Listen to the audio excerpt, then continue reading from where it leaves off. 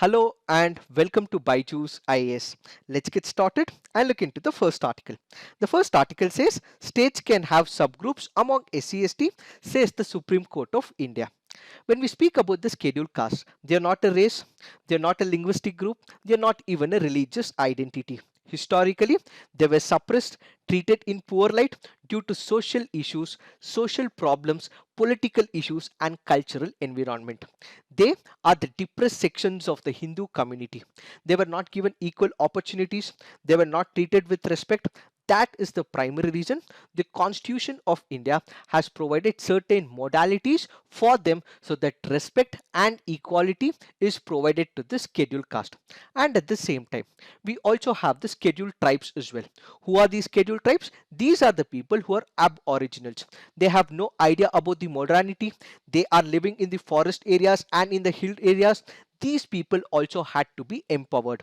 Such people who were living in the forest areas who wanted empowerment, that is what is called as the scheduled tribes. So who are the scheduled castes? All those castes which were not treated equally with the upper caste in the historical framework were called as the scheduled castes, and they were put under a single schedule. So multiple castes put under a single schedule is what is called as the scheduled caste, and multiple tribes which were put under one single schedule, that is called as the scheduled tribes. With respect to the constitution, they are provided certain safeguards so that their power of equality is not taken away or snatched away from this people.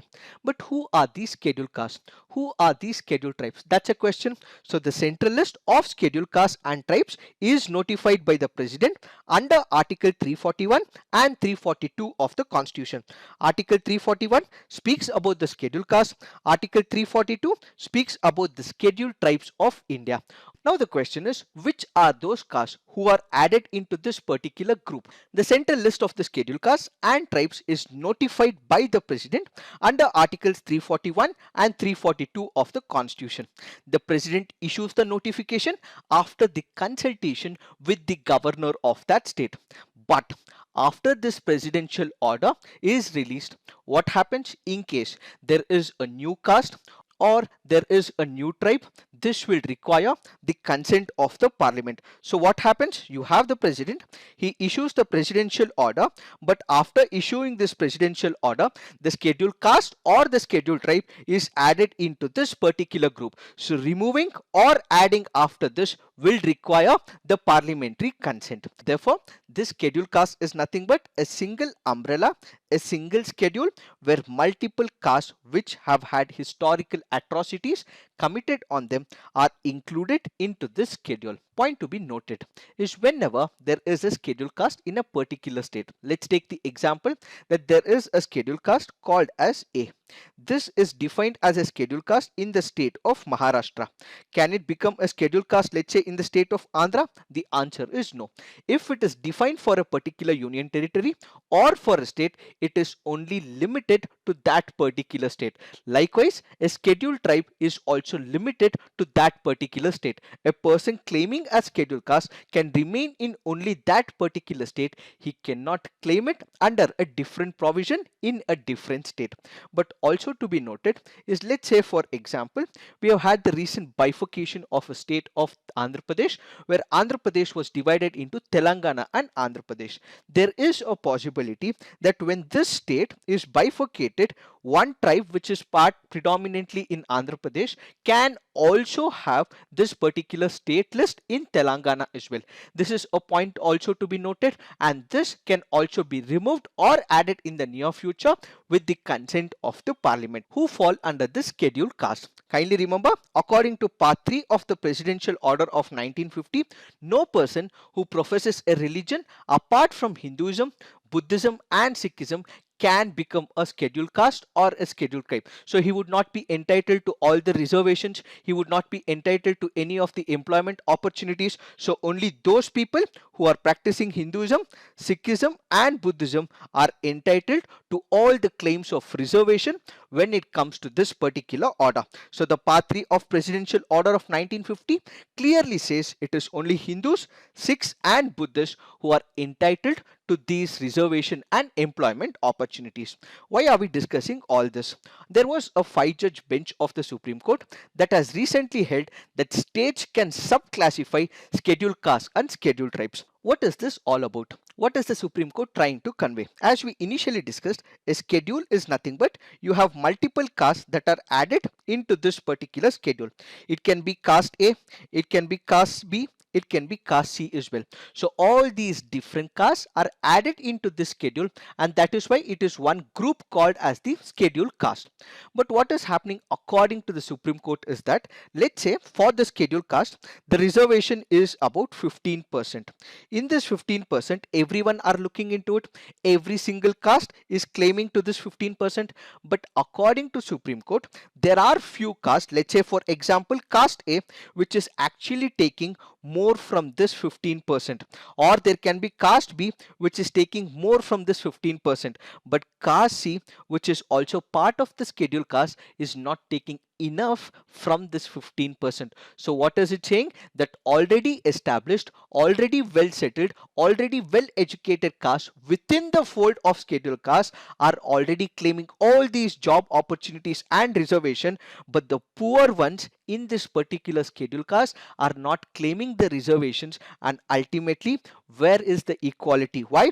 Because this particular group of scheduled caste is not claiming anything according to the Supreme Court. So this is the same analogy for the scheduled tribe as well. So there are specific scheduled tribes which are already established. It is only these scheduled tribes which are taking the reservation, but there are other scheduled tribes who are not able to take the advantages of the reservation. So it says that benefit of the reservation is being usurped by only a specific caste within a scheduled tribes, and a specific scheduled tribe and a particular tribe within the scheduled tribe. So the entire basket of fruits cannot be given only to the mighty ones, the mighty caste within the fold of scheduled caste or within the fold of scheduled tribes, says the Supreme Court of India. The Supreme Court also makes a simple clarification that all those castes which are already in the schedule list, their names or their caste will not be deleted, but instead the poorest ones in this particular schedule will be given a provision, or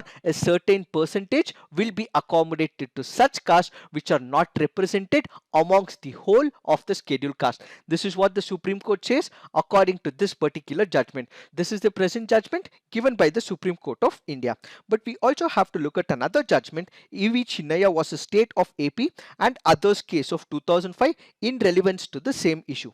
According to this judgment given by the Supreme Court of India, which happens to be a 5-judge bench, they said that the state would not be able to divide the SC/ST community and award certain percentages to the weaker caste in the scheduled caste list. That is because they have no right. Why? Because that is the power of the presidential order.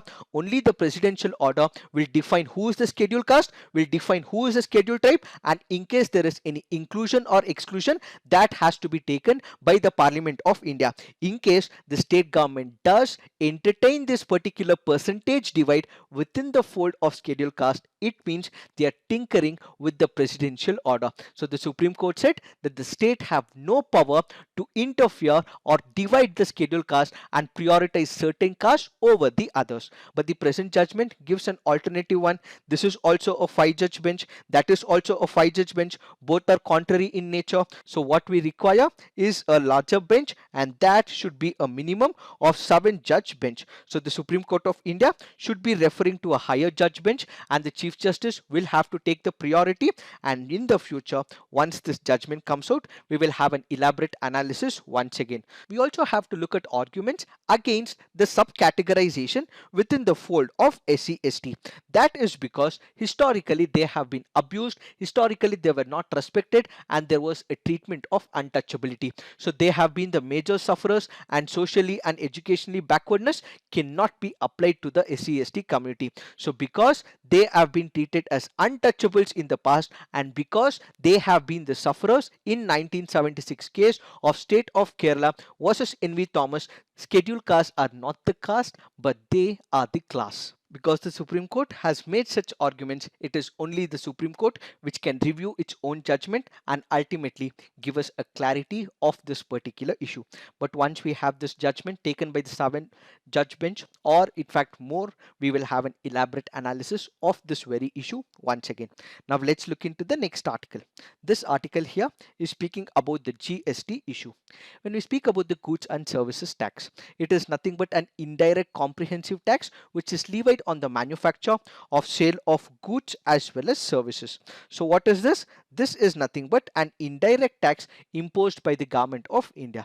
Our constitution previously empowered both the central government as well as the state government to impose taxes on the people of India. So the central government was imposing certain taxes, and it was the state government which was also imposing certain taxes as well.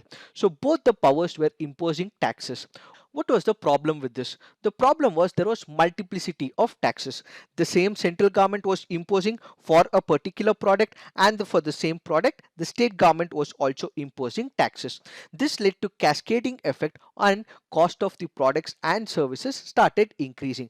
And who were the major sufferers? It was the people of India. So what did the central government decide? They spoke to each other. The central government started speaking to the state government, and they said that let's have a uniform taxation system across the length and breadth of India, and that is what became the GST, that is the goods and service tax. So the state government gave away their taxing powers in certain regions, and the central government also told the state government that since you are giving away your powers of taxation, we would compensate you for the losses. So in case there is any losses bore by the state government with respect to this issue. Why? Because they're giving away their powers to the central government. Yes, we will also have the GST council, so on and so forth, but because the states cannot impose any taxation with respect to certain manufacturing goods and services, in case there is any fall with respect to the taxes, the central government will compensate them. So the law guaranteed that they would be compensated for any loss of revenue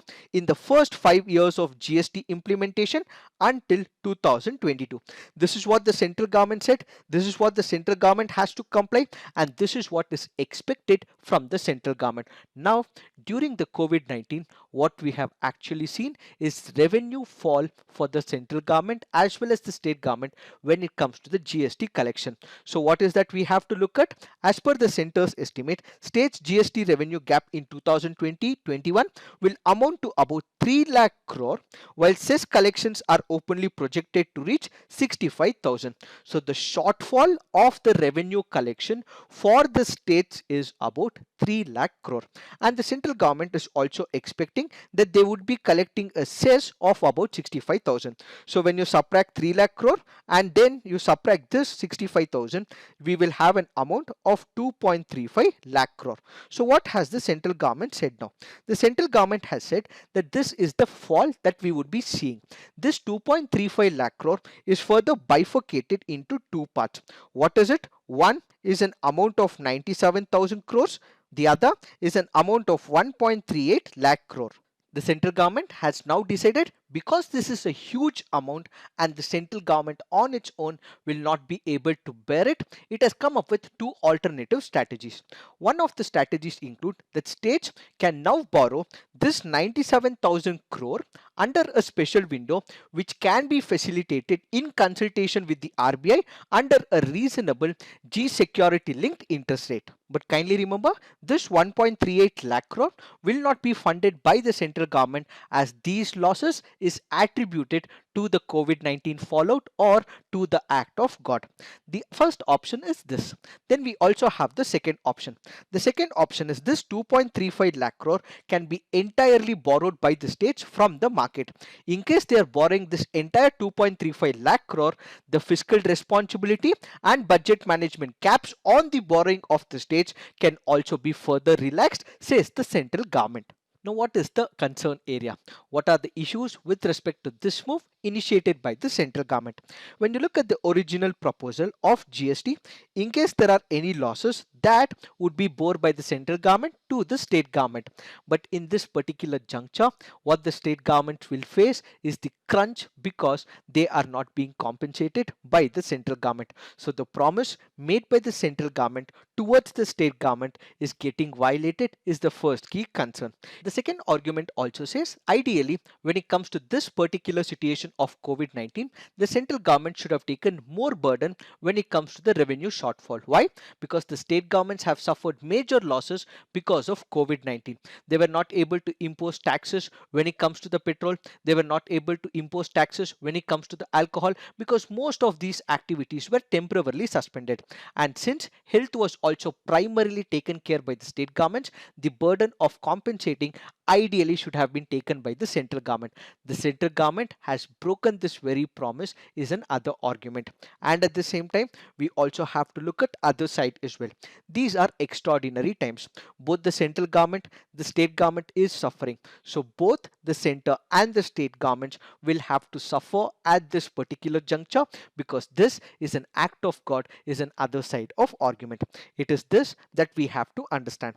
But kindly remember, the central government has given 1 week time for the state governments to decide on the proposal whether they'll be going with this particular package of 97,000 crore where they'll be initiating the same with the RBI, or they would want to borrow from the market where an amount of 2.35 lakh crore can be borrowed from the market. So the state governments will decide on it, and again there'll be deliberations and discussions. Once we have that particular deliberation and discussion and the outcome of this particular debate, we will take up this article once again.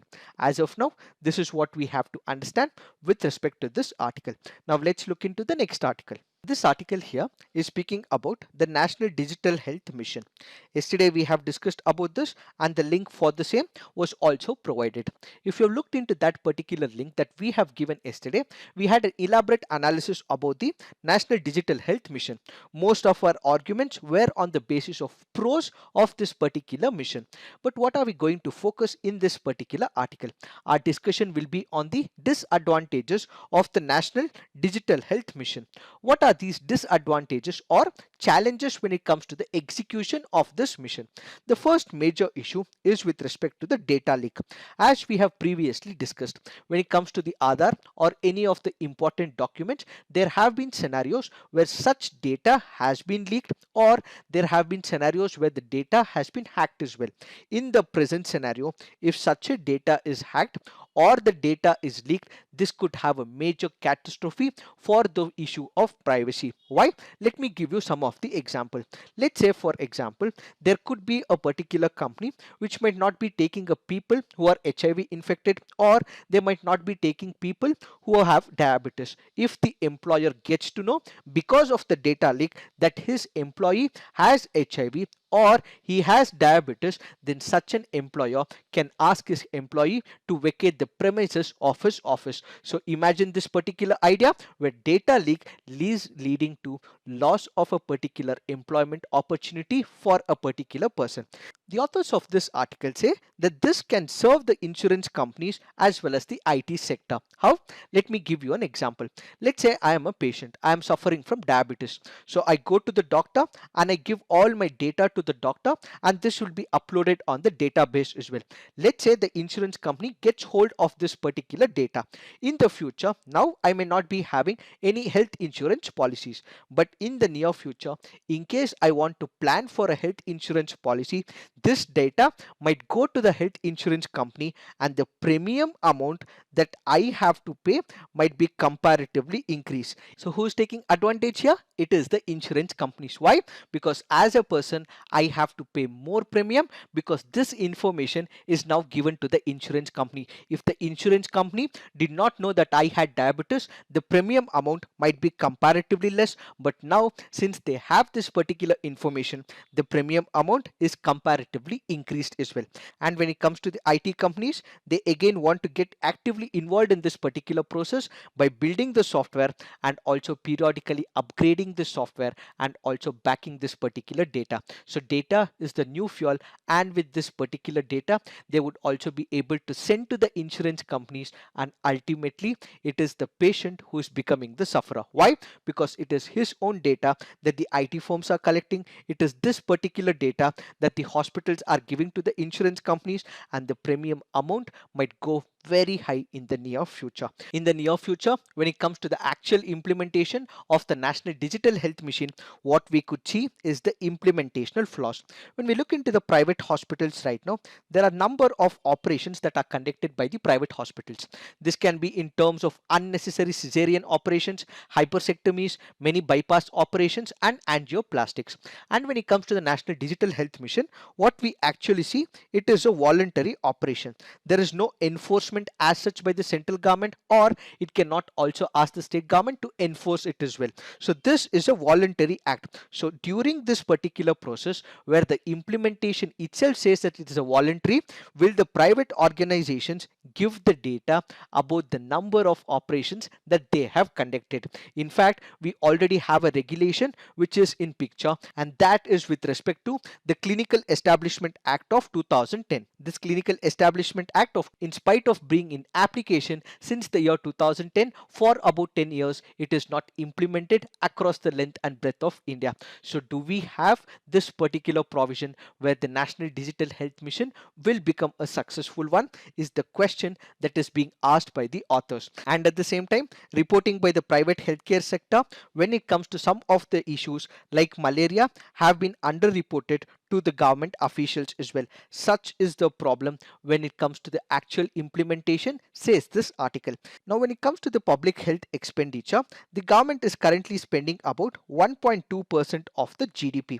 This is a very small number compared to the international standards. When we have very less funding, how can we bring about reformation in the healthcare system? So the healthcare system will require huge investments in terms of hospitals, as we saw during the initial period of the COVID-19.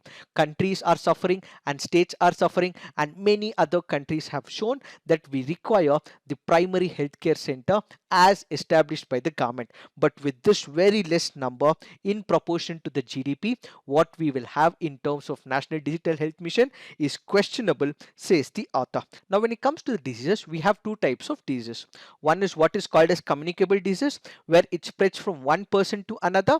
Then what we also have is the non-communicable disease, which is also called as the chronic disease, which does not pass from one person to another. According to the authors, they speak about data analysis, which is about collecting the data, and this data can be used by the government for the policy making and also for the future research and development. But this data can be taken only for the non-communicable diseases. Let's say there are women in that region who have iron deficiency, or there are children who have polio in that particular region. Such data can be taken up by the government. But with respect to the communicable diseases, the same data cannot be collected, and hence the National Digital Mission's data analysis is not going to work for the communicable diseases, says the author. And the most important of all is the issue of privacy, and this is a secret between the doctor and the patient. In case the patient reveals some intricate information, the same information is saved on the database, and if this information is leaked, it is leading to violation of the privacy. Let me also give you an hypothetical situation. Let's say there is a patient who is suffering from HIV/AIDS. This person is going to his office and is conducting his daily affairs, but people in his office and his relatives might not know that he is suffering from HIV/AIDS. But in the near future, if this information is leaked, there can be lot of stigmatization as well. He would also lose his relationship as well, and ultimately it would threaten the very existence of that person. So the privacy is violated, and at the same time this could also threaten the relationship in this social milieu. It is this that we have to understand with respect to this article. This is entirely about the concerns, but for what is this National Digital Mission all about? What are its advantages? Kindly look into our yesterday session where we have given the link for this National Digital Health Mission. Now let's look into the next article. This article here is speaking about Wi-Fi rules in the aircraft. What is the context? The DGCA, that is the Director General of Civil Aviation, has issued a draft notification. According to this draft notification, in case there are people who are traveling in the aircrafts, they would be able to use the internet through the Wi-Fi provided in the aircraft after reaching a height of about 3000 feet or above. Kindly remember, this is not about using of mobile data, and this is not about using of internet using the mobile data. Instead, it is about Wi-Fi provided by the aircraft. What exactly happens? The minute we enter into the aircraft, we will have to put our phones into the aeroplane mode. In case we want to use our laptops, in case we have to use our mobile phones, all this can be used only with the Wi-Fi provided by the aircraft, and this can be used only when we reach a height of about 3000 feet above the ground. But kindly note, the Wi-Fi can also be subjected to changes as well. In case the pilot in command of that particular aircraft feels that internet can be suspended and Wi-Fi can be stopped, he can take that particular provision as well. And people who are traveling in this particular aircraft will also have to comply by the DGCA guidelines. In case they are violating it, the cabin crew can also say the same to the commanding officer, that is the pilot, and this can also be reported in the report. And ultimately, we also have the service provider, the aircraft service provider, who can also initiate action in case there are people who are violating the DGCA guidelines. We also have to understand how this process works. There are two different ways as to how Wi-Fi works on an aeroplane. One is what is called as air to ground connectivity. The other is through the use of satellites as well. How does this air to ground connectivity work? What we have is the ground towers as shown in the picture. These ground towers send the signals to the aircraft. They have the antenna here. This will receive the signal, and this received signal will go to the server present in the aircraft. It will also have the modem as well. So these signals sent to the server is cultivated into signals into the modem, and then ultimately Wi-Fi connection goes to all the passengers in the aircraft. And when it comes to the satellite, these satellites send the signal to the antenna, and here the antenna is on top of the aircraft. Then this particular signal is then sent to this particular server, and the server sends the signal to the modem, and through the modem Wi-Fi connections is provided to all the aircraft people. And at the same time, what we also have to understand, since it is continuously in motion, it also keeps changing the direction of the antenna as well.